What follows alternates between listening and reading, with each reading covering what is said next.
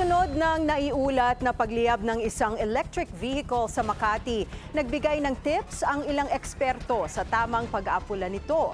Alamin natin sa Agenda Weekend Report ng ating mobility correspondent na si G. Baroga. It happens. Yan ang naging pahayag ng ilang mga eksperto patungkol sa Nissan Leaf pure electric vehicle na nakuha ng umuusok sa charging station mismo ng Mantrade Makati dealership. Base sa Facebook post, kahapon nangyari ang insidente at kita sa video na bukas ang hood at mga pintuan ng sasakyan, pati ang makapal na puting usok na nanggagaling dito.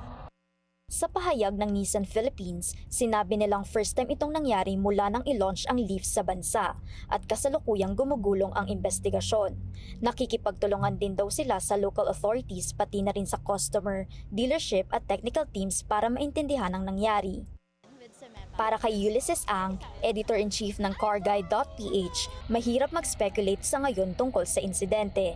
Pero para sa kanya, mga EV pa rin ang isa sa mga pinaka-safe na sasakyan dahil sa kaunting bilang ng moving parts nito, kumpara sa mga internal combustion engine at plug-in hybrid models.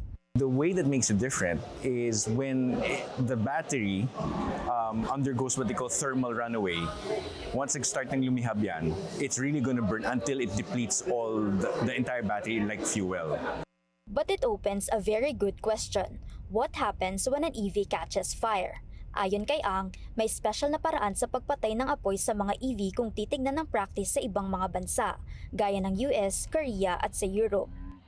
I think the issue lang na nangyari sa Nissan is they consumed a lot of the fire extinguishers and yet the leaf still kept on burning.